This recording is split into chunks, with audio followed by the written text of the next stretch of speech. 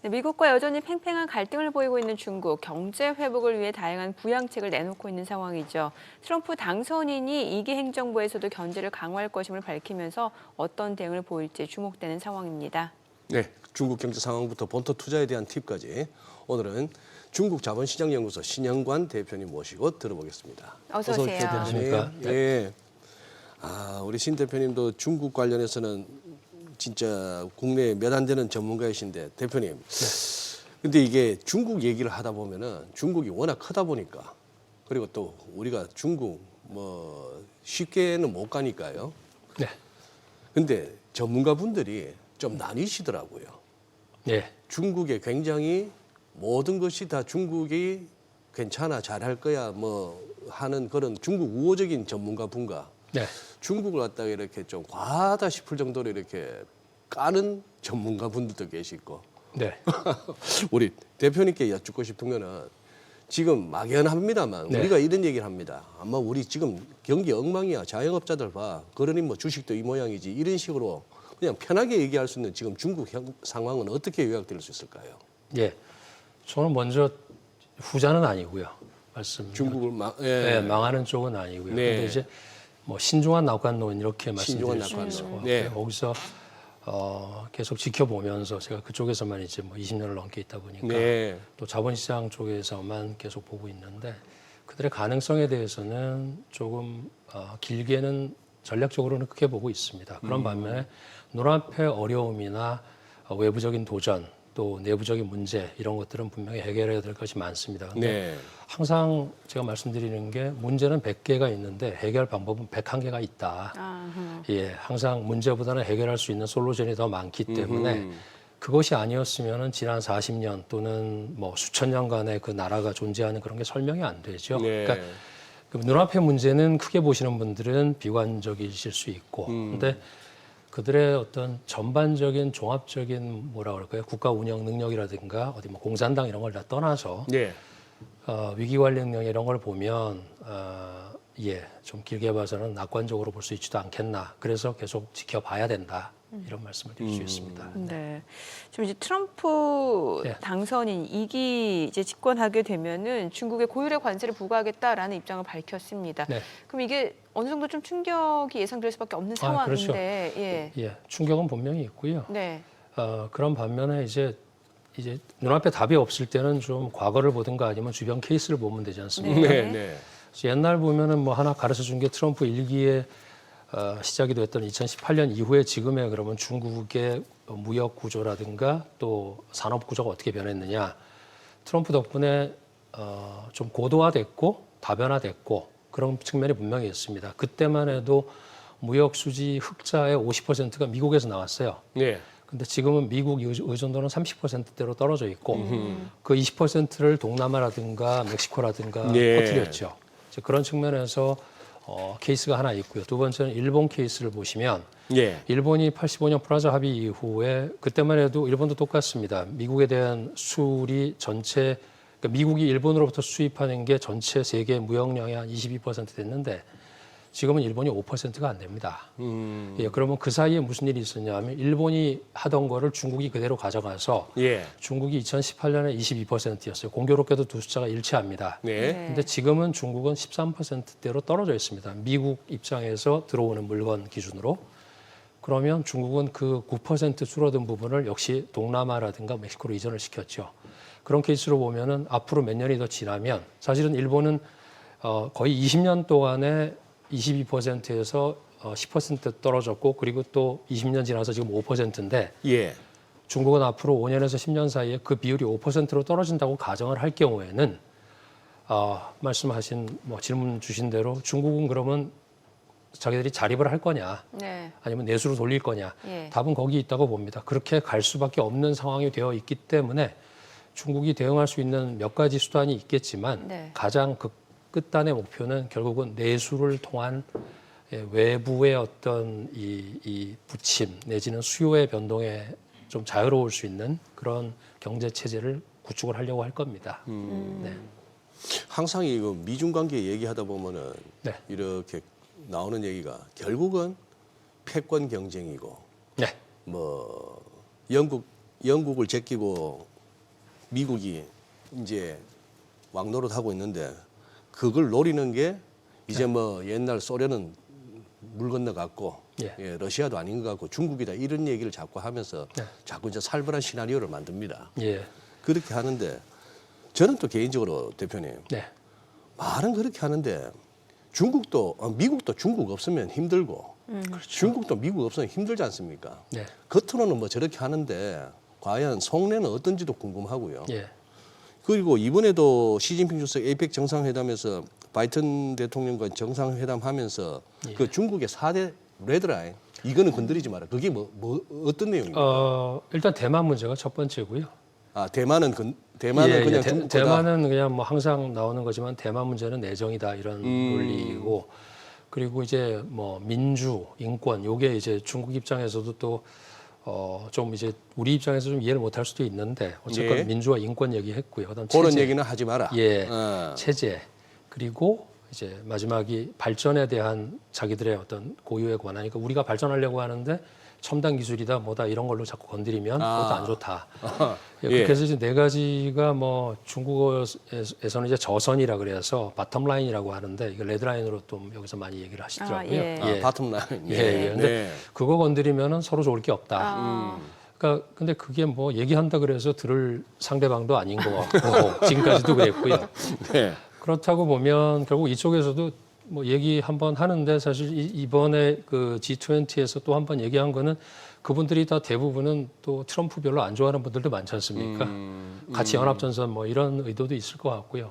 어찌됐건 중국 입장에서는 첫 번째하고 네 번째가 제일 중요한 것 같아요. 인권 문제 계속 나오는 문제인 것 같고 뭐 체제에 대한 뭐 상위성도 계속 얘기 나오겠지만 어쨌건 대만 문제와 이런 그 기술과 발전에 대한 그런 거를 자꾸 억제하지는 말아달라 뭐 이런 어떤 호소 정도라고 보시면 될 것 같습니다. 그래요. 물론 뭐 이제 국민들에게 들려주는 목소리도 있을 거고요. 예. 예. 결국 트럼프하고 시진핑 관계가 그럼 어떻게 전개가 되는 거예요?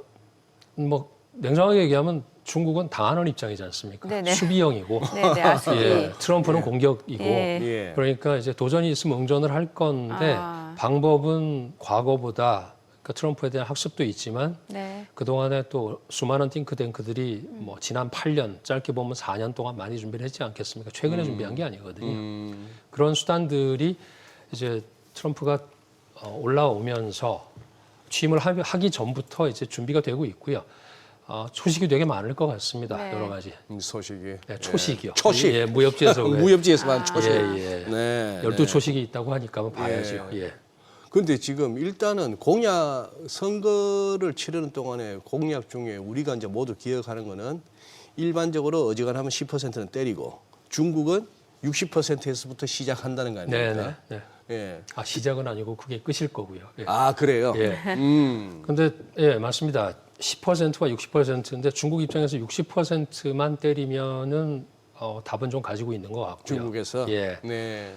그 60% 극단으로 때렸을 경우에 지금 뭐 아이비구 뭐 연구소가 많이들 예측을 하는 게 60% 모든 물품에 대해서 때릴 수는 없다. 그렇겠죠. 네, 월마트도 그렇겠죠. 망할 것이고. 와, 월마트도 망하고 아하. 미국 국민들이 일단 고달파지죠. 그렇죠. 예, 인플레이션으로 가는데 민주당이 뭐 이번에 안 됐던 이유 자체도 인플레이션 때문인 그런 그렇죠. 어떤 분명히 그런 점이 있기 때문에 그렇다 그러면 결국 선택적으로 뭐 25%, 50%, 75% 어느 정도 물건에 대해서 때릴 것이냐. 네. 그럼 이제 물건에 따라서 종목에 따라서 60%는 가겠지만 다 때리지 못할 것이고 그래서 계산을 해보면 한 뭐 골드만삭스 뭐 20% 때린다. 그리고 UBS는 뭐 75% 정도에 대해서 60% 갈 수도 있지 않겠냐. 이게 이제 최고의 극단값인 것 같아요. 네. 근데 저희는 뭐 봐야 되고요. 근데 그렇게 됐을 경우에 사실 제가 자주 쓰는 표현 중에 하나 손자병법에 나오는 건데 살적 일천에 자손 800이란 말이 있습니다. 적은 1000명 죽이는데 자기도 800명의 병사가 죽어야 된다는 얘기거든요. 지금 트럼프의 그 나와 있는 관세 정책이나 대외 무역 정책은 그런 쪽이기 때문에 네. 그런 부분을 다 실행을 할지에 대해서는 좀 의문을 가지고 있습니다. 예. 그래서 어느 적정선에서 타협을 할 가능성 초반에 뭐 1년 안에 된다, 1.5년 안에 된다 이런 얘기를 하지만 아마도 줄 거 주고 받을 거 받는 그런 협상이 되지 않을까. 아무리 강경파들이 올라온다고 해도 네. 저는 좀 그렇게 보고 있는데 그것도 뭐 불확실합니다. 예. 그러니까 되어봐야 되네요. 그래서 당시. 예. 예. 지금 사실 중국이 역대급으로 불리는 부양책을 발표를 했습니다. 뭐 네. 지준율도 인하하고 이 효과는 어느 정도라고 보세요? 저희는 뭐 이렇게 딱 이 스테로이드를 발했다 그러면 예. 이게 중국 같은 경우는 지금 우리 옛날 보약 먹던 식으로 접근하고 있는 것 같아요. 처음처럼 이제 주사를 빡 놔서 예. 이렇게, 스테로이드 예, 주사가 아니라. 예, 그게 아니고요. 그러니까 처음에 이제 그런 효과가 있었던 거는 자본시장 관련된 금융통화 정책은 분명히 그랬던 부분이 네. 있습니다. 네. 그거는 이제 안 하던 것들을 새로 신선한 어떤 정책들을 들여왔던 것들이 뭐 이제 복잡하니까 간단히 그렇게 말씀을 드리고요. 네.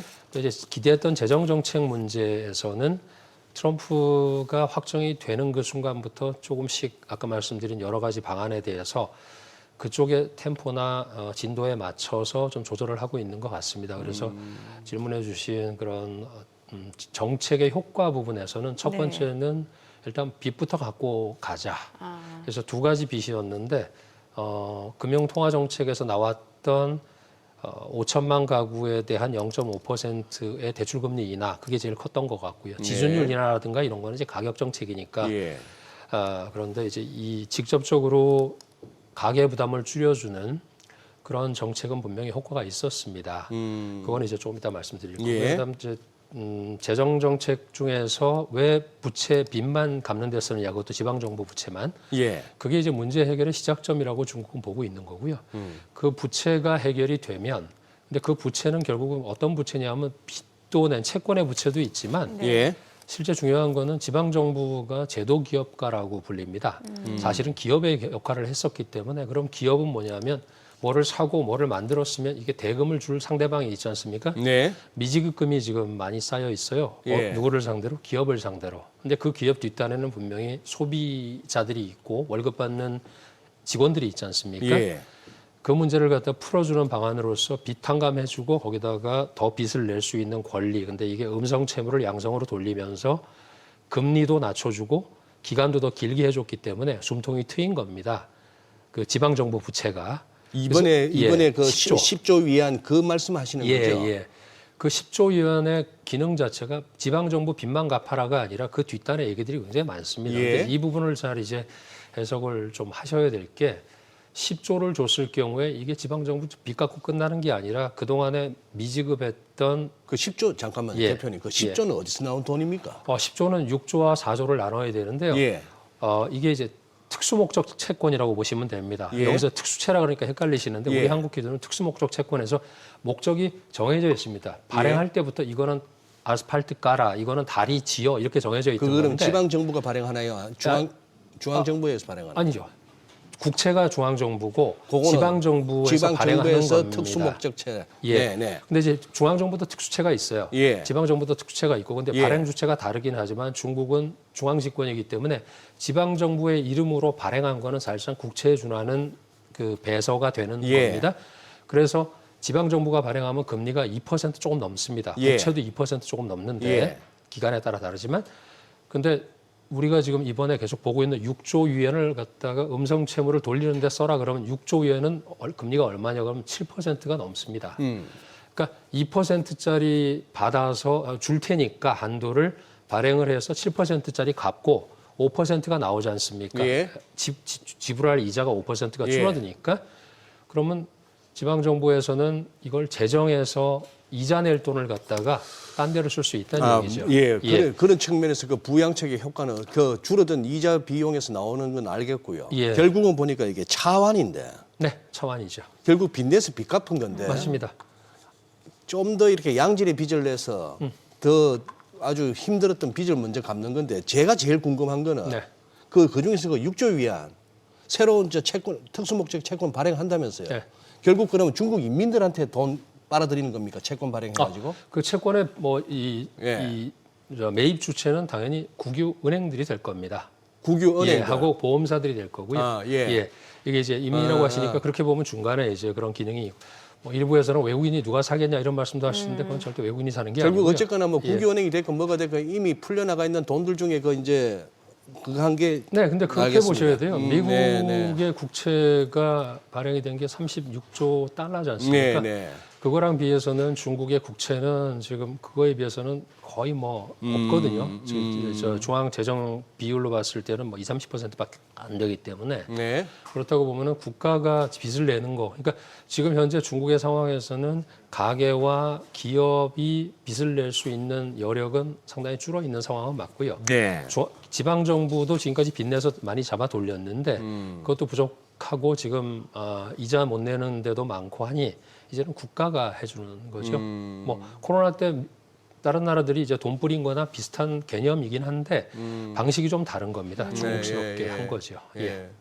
근데 좌우지가 뭐 헝다 사태 터진 게 벌써 몇 년입니까? 네. 거기다가 뭐 벽개원이고 뭐고 해서 네. 중국 부동산 여기저기 뭐 이제 막 짓기는 지어놨다가 지금 난리가 났다 이 소리를 다 들은 지 몇 년째인데 네. 어디 대표님 여기 지금 부동산 요쪽 중국 어떻게 해결책은 잡았습니까? 이제 해결이 아까 네. 말씀드렸던 지방정부 부채가 사실 부동산이거든요. 예. 이 부동산 개발과 관련된 개발 자금들이 들어갔던 거고 부동산 자체로 볼 때는 지금 중국에 두 가지로 보면 됩니다. 안 팔리는 땅, 예. 나대지로 가져와서 샀는데 나대지 상태로 존재되고 있는 땅과 지어 올리고 있거나 다 지어진 아파트. 네네네. 예, 그 두 가지인데 이게 이제 채수로 그냥 말씀드리면 한 6,700만 채가 지어지고 있고 6,700만 채가 지어진 상태에서 안 팔리고 있습니다. 그럼 이제 한 1,400만 채 정도의 재고가 있는데 이 부분을 수조라고 해서 우리 추국 수매가 하듯이 정부에서 이번에도 그 정책이 나올 거라고 해서 시장에서 기도했던 게 4조 RMB 한 800조 원 정도를 가지고 이 재고를 좀 털어주지 않겠느냐. 사서 임대용으로 다시 내지 않겠느냐 그랬는데 이번에 안 나왔죠. 예. 그래서 이제 외자계라든가 뭐 투자자들은 좀 실망을 한 게 맞는데 이게 다음 수순이 될지 그리고 여기에 플러스해서 민생을 위한 또 그런 어떤 보장을 위한 양로 내지는 뭐 그 아이들 생육 이런 쪽에 더 돈을 배정을 할지에 대해서는 이제 12월하고 내년 3월까지 가면서 순차적으로 확인이 되어야 될 것 같습니다. 그 전에는 좀 우리가 이렇게 됐으면 좋겠다는 기대도 있었고 예상도 많이 있었는데 지금은 좀 조절이 되고 있는 거는 아무래도 이제 외부적인 요인들이 좀 큰 것 같습니다. 네. 중국에 살고 있는 실제 사람들, 중국인들 체감 경기는 어떻다라고 보여지세요? 제가 볼 때는 굉장히 나빴죠. 그러니까 6, 예. 7, 8월이 그러니까 좀 부연 설명드리면 9월 달에 왜 그 정책이 나왔고 그로부터 이제 좀 주식도 많이, 세증도 많이 움직였지 않습니까?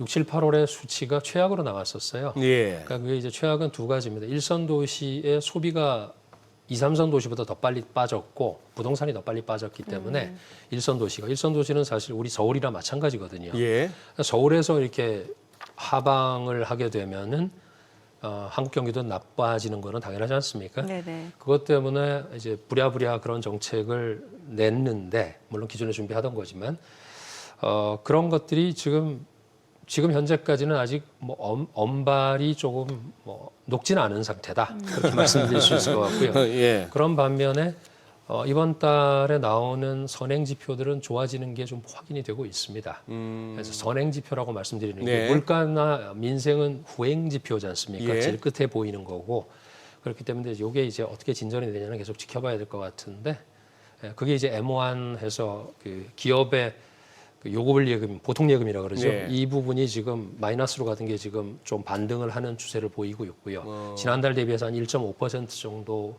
플러스, 그러니까 마이너스에서 이제 꺾인 거죠. 플러스로 약간 올라갔고, 그다음에 PMI죠. 이제 생산자 지수도 조금 반등을 하고 있는 중이어서, 그 다음에는 뭐 공장이 어떻게 얼마나 가동할지 이제 동행 지수를 봐야 될 것 같고요. 그리고 나면 물가도 좀 움직이지 않을까, CPI건 PPI건 그게 아마 내년 초 정도면 조금 확인이 되면 좋은 분위기가 될 가능성에 대해서 지금 희망도 좀 희망적인 분석을 하는 것도 있습니다. 알겠습니다. 네. 오늘 내용 잘 들었습니다. 고맙습니다. 고맙습니다. 네.